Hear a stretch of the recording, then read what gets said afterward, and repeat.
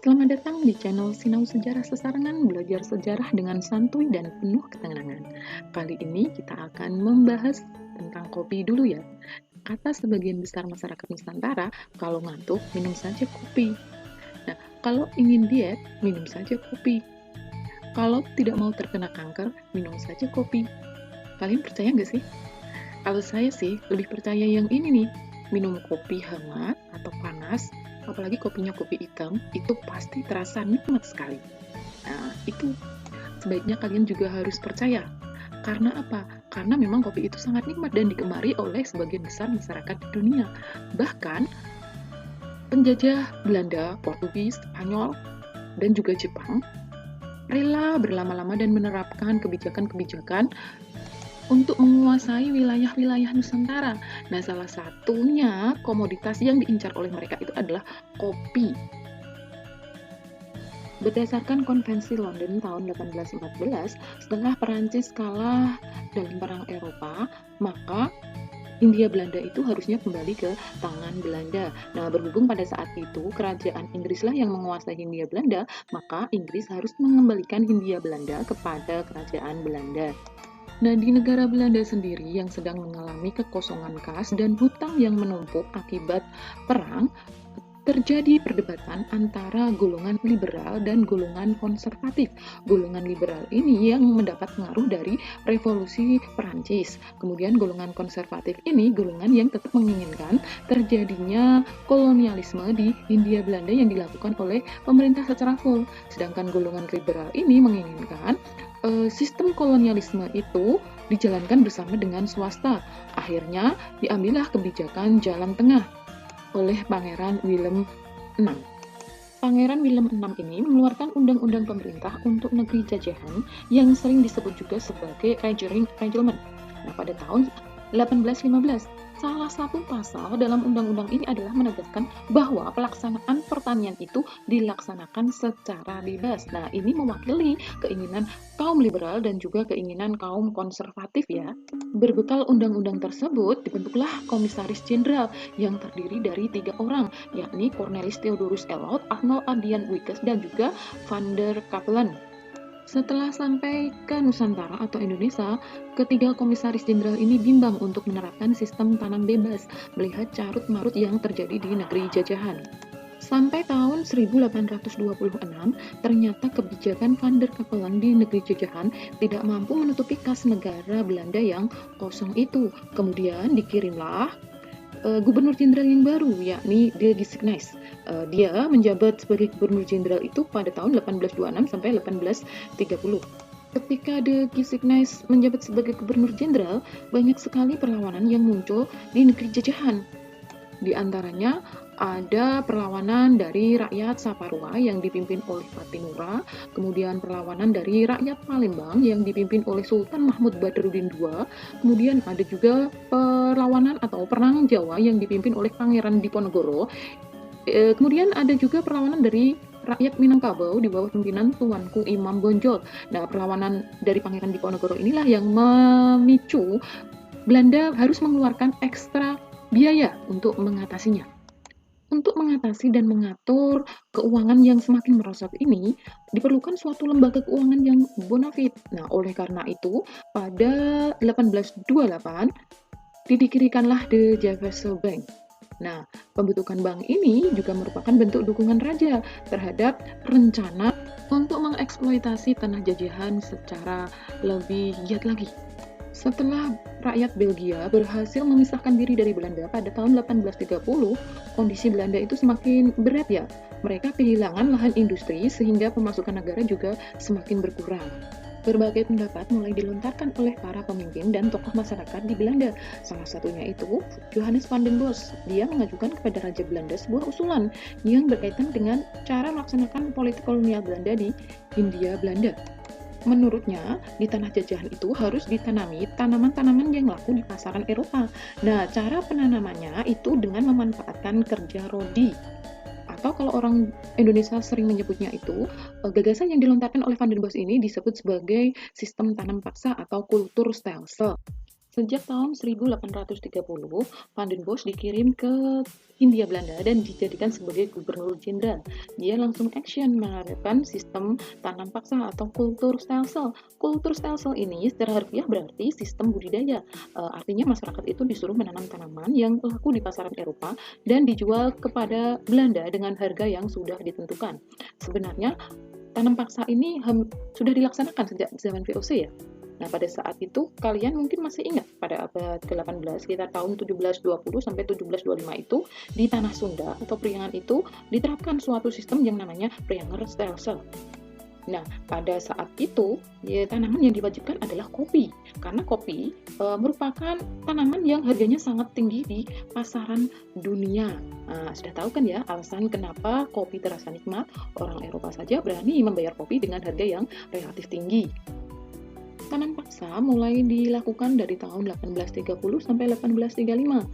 Area-area yang menjadi pusat areal tanam paksa itu seperti beberapa karisidenan atau asistenan, Karawang, Cirebon, Banten, Kalongan, Tegal, Banyumas, dan sampai Madiun dan Kediri sana di wilayah timur. Namun, sistem ini tidak berlaku di wilayah-wilayah kerajaan seperti Surakarta dan juga Yogyakarta. Berikut beberapa kebijakan dasar dalam kulturstelsel atau tanam paksa. Yang pertama, rakyat itu wajib menyediakan sebagian tanahnya minimal 1/5 garapannya untuk ditanami tanaman wajib. Ada juga sumber yang mengatakan bahwa bukan setiap petani yang wajib menyediakan 1/5 lahan atau garapannya ini, tetapi desalah yang wajib menyisihkan 20% wilayah atau tanah pertanian di desanya untuk ditanami tanaman wajib. Tanaman wajib ini seperti tebu, kemudian coklat, nila, kopi, lada, dan juga pala ya. Hasil dari tanaman ini nanti akan dijual atau dibeli oleh pemerintah kolonial dengan harga yang sudah ditentukan dan tanah yang digunakan untuk menanam ini dibebaskan dari pajak.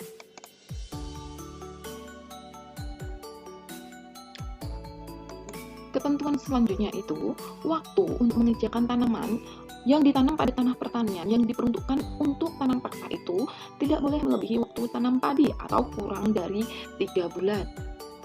Nah, bagi rakyat yang tidak memiliki tanah pertanian, mereka bisa menggantinya dengan bekerja di tanah-tanah pertanian, perkebunan, pabrik milik pemerintah.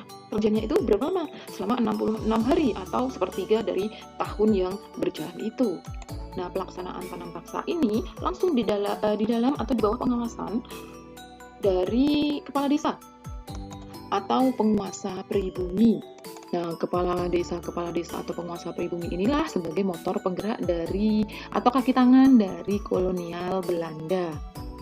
Para penguasa pribumi ini yang bergerak sebagai mandor atau kaki tangan penjajah dalam menjalankan tugasnya itu mereka akan mendapatkan kultur prosen atau istilahnya bonus ya. Seperti apakah pelaksanaan kebijakan sistem tanam paksa ini di lapangan? Mari kita lihat. Pelaksanaan tanam paksa dilakukan menggunakan organisasi desa, artinya melibatkan para mandor, para kepala desa, dan juga para penguasa pribumi. Nah, akhirnya orang-orang yang saya maksud tersebut itu menjadi alat bagi kolonial. Mereka sudah kehilangan jati diri sebagai pemimpin dari masyarakat. Akibatnya, rakyat tidak punya tempat berlindung. Para pamong praja ini berlomba-lomba untuk menindas rakyat.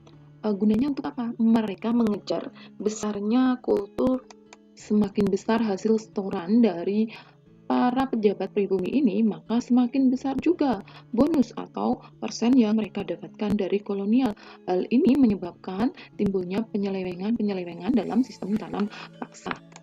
Berkaitan dengan pengerahan tenaga kerja melalui kegiatan tanam paksa ini dilakukan secara real dengan istilah sambatan, gotong royong, gugur gunung, ataupun istilah-istilah lainnya yang dimana masyarakat itu bergerak tanpa harus dibayar. Di dalam pelaksanaan tanam paksa, ternyata tanah yang digunakan untuk menanam tanaman wajib tersebut rata-rata melebihi 20%, bahkan banyak yang seluruh lahannya itu diwajibkan untuk ditanami tanaman wajib. Hal ini berkaitan dengan para penguasa pribumi tadi yang mengejar kultur prosen ya. Nah, ternyata penyelewengan yang terjadi yaitu tanah yang digunakan untuk menanam tanaman wajib itu tetap dikenai pajak. Penyelewengan selanjutnya, kegagalan panen yang pada aturannya itu menjadi tanggungan pemerintah. Ternyata walaupun penyebabnya itu karena bencana alam, kekeringan, ataupun hal-hal lain, ternyata tetap menjadi tanggungan petani. Para petani atau orang-orang pribumi yang tidak mempunyai lahan, itu tadi kan diwajibkan untuk bekerja di lahan-lahan atau proyek-proyek milik pemerintah ya selama 66 hari, tapi dalam pelaksanaannya rata-rata mereka bekerja pada proyek-proyek pemerintah itu lebih dari 150 hari dalam setahun, bahkan ada juga yang setahun penuh. Mereka biasanya mendapatkan upah kecil, ada pula yang tidak mendapatkan upah dan tetap dikenai pajak.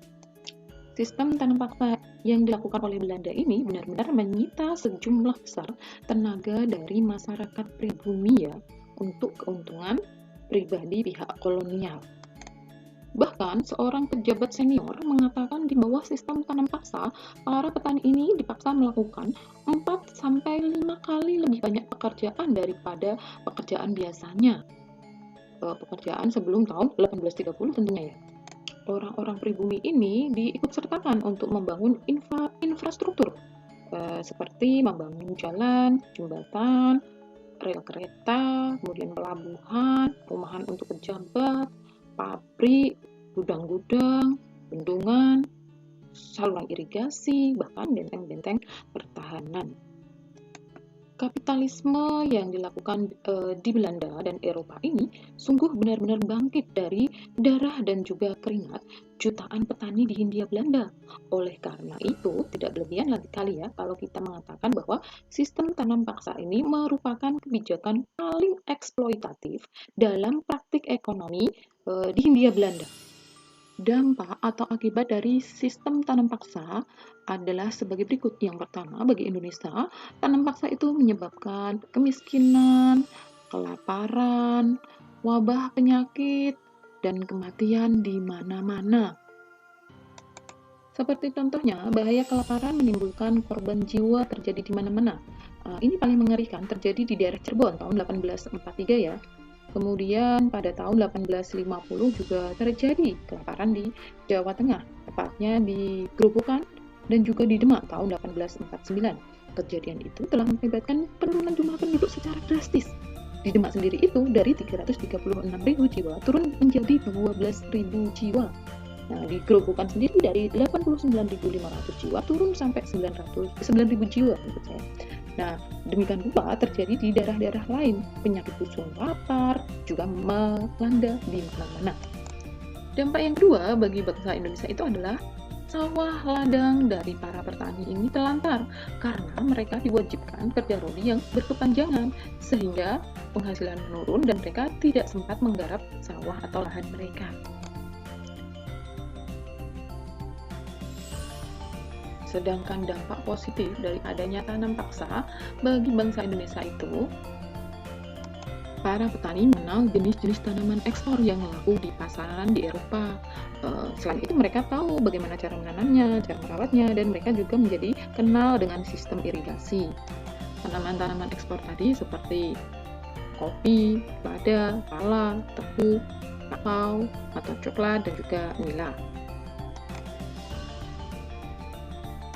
Hal positif lainnya dari adanya tanam paksa itu adalah untuk pengangkutan dari sawah ke atau perkebunan ke pabrik-pabrik Belanda itu kan diperlukan transportasi untuk mengangkutnya. Salah satu transportasi yang diusahakan pada waktu itu adalah kereta api ya. Jadi ketika ada kereta mereka berusaha membangun jalurnya. Nah, berbicara jalur kereta api ini sampai sekarang memang peninggalan dari kaum kolonial ini masih dimanfaatkan oleh bangsa Indonesia. Sedangkan dampak tanam paksa bagi bangsa Belanda itu, kas negara Belanda mengalami surplus. Mereka berhasil membayar hutang-hutang mereka yang menumpuk. Benteng-benteng pertahanan dapat dibangun.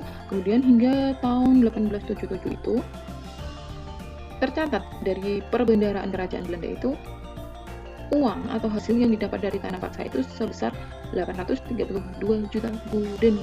Nah, artinya apa? Belanda benar-benar menikmati keuntungan di atas penderitaan rakyat Indonesia. Nah, tanam paksa ini merupakan suatu bentuk pelanggaran hak asasi manusia. Oleh karenanya, terjadi pertentangan di negeri Belanda antara golongan konservatif dengan golongan liberal tentang bagaimana sistem tanam paksa diterapkan di Indonesia. Ketika mengetahui bahwa rakyat Indonesia banyak sekali yang mengalami kelaparan, penderitaan, bahkan kematian, timbul berbagai kritik dari kalangan orang-orang Belanda sendiri. Tokoh-tokoh dari Belanda yang menentang tanam paksa itu diantaranya ada Edward Doesnecker. Nah, dengan nama samarannya Multatuli, dia menulis buah novel yang berjudul Max Havelaar. Nah, ia merupakan mantan asisten residen di daerah Lebak ya. Dalam novelnya ini, ia menceritakan tentang bagaimana kolonial Belanda itu sangat berlaku tidak adil dan korup. Nah, ia menuntut dilaksanakan politik pintu terbuka atau politik balas budi untuk masyarakat Indonesia. Selanjutnya, tokoh itu adalah Van der Put. Nah, Van der Put ini menuntut diadakan sistem yang berbeda dengan sistem tanam paksa. Ia menginginkan sistem tanam bebas diterapkan di Indonesia. Ada juga politikus yang beraliran liberal. Dia ini merupakan mantan pendeta ya.